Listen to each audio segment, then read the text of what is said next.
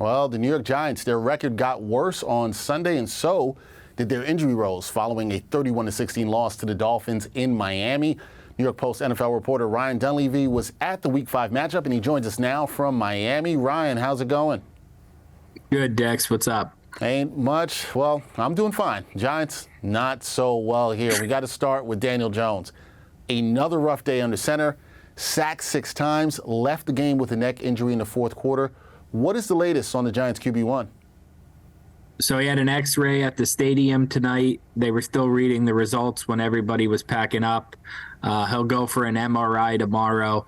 Really, Dex, it's reminiscent, and even he said he's dealt with something similar before, and that was in regard to the 2021 neck injury that cost Daniel the final 6 games of the season, led to him having an off-season procedure on the neck afterwards, and then the Giants without him averaged 9.3 points a game and lost all 6 games at the end of that season, ultimately leading to Joe Judge's firing. So there's certainly room for this season to get a lot uglier, a lot very fast. And when I think about it, the joke, and this is not to make light of an injury in any way, but the running line was, how long could Daniel Jones survive behind this patchwork weakened offensive line? And it turns out the answer is 28 sacks. That was his 28th sack, and he just couldn't get up from it.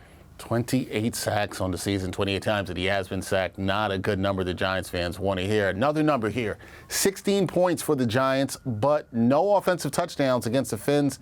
On a scale of 1 to 10, how concerned are you with the Giants offense right now? 12. 15, 20, I don't know, something higher than 10. No touchdowns in 3 of the 5 games. Look, they have 12 first half points. Jason Pinnock has 6 on defense after a pick 6. They have 12 in 5 games on offense in the first half. They have 24 points in the 9 halves of games besides their 31-point explosion against the Cardinals. As Darren Waller said, he said it any better than I did. He said that's just unacceptable. They have no answers right now. The offensive line can't even allow plays to function. They have no run game, so no offensive balance without Saquon Barkley. And all the yards after catch from these playmakers is non-existent too, from the guys that they brought in during the offseason. Yeah, it has been rough. You are on a level of a 15 in terms of scale of concern for the Giants. So with the scale of concern being that high, how do the Giants, now 1-4, turn things around? Is it as simple as just the team getting healthy, or are there more drastic changes that need to happen before their Week 6 matchup in Buffalo?